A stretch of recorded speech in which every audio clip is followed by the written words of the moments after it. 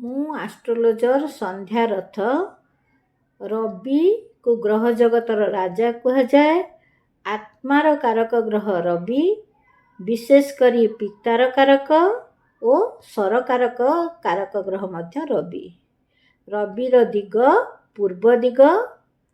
ରବି ପ୍ରଭାବିତ ବ୍ୟକ୍ତି ରାଜନୀତି କ୍ଷେତ୍ରରେ ବହୁତ ଉପରକୁ ଯାଆନ୍ତି ଆଉ ସରକାରୀ ପଦପଦବୀରେ ଉଚ୍ଚ ପଦରେ ଆସୀନ ହୋଇଥାନ୍ତି।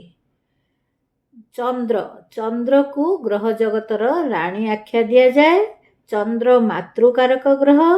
ଚନ୍ଦ୍ରର ଦିଗ ଉତ୍ତର ପଶ୍ଚିମ କୋଣ ବା ବାୟବ୍ୟ କୋଣ।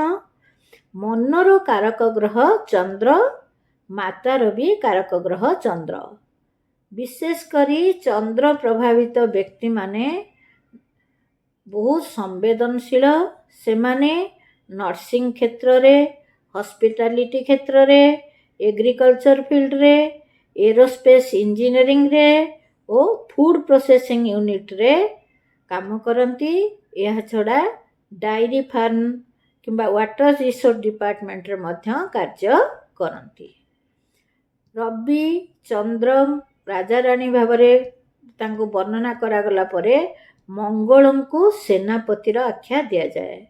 ମଙ୍ଗଳ ପ୍ରଭାବିତ ବ୍ୟକ୍ତି ସାହସୀ, ବହୁତ ପରାକ୍ରମୀ। ସେମାନେ ସବୁବେଳେ ଆଗ୍ରେସିଭ୍ ମୁଡ୍ରେ ରହିଥାନ୍ତି। ମଙ୍ଗଳର ଦିଗ ଦକ୍ଷିଣ ଦିଗ।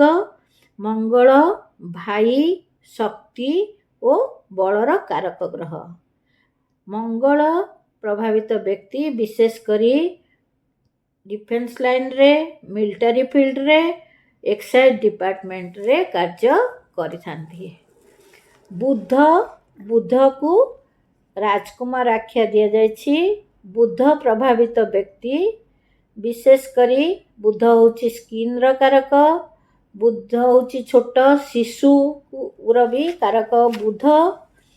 ତା ଛଡ଼ା କୌଣସି ସ୍ପିଚ୍ ବା ବାଣୀର କାରକ ଗ୍ରହ ବୁଧ। ବୁଧ ଭଲ ସ୍ଥିତିରେ ଥିଲେ ଜଣଙ୍କର କଥା କହିବା ଶୈଳୀ ବହୁତ ଭଲ ହୁଏ।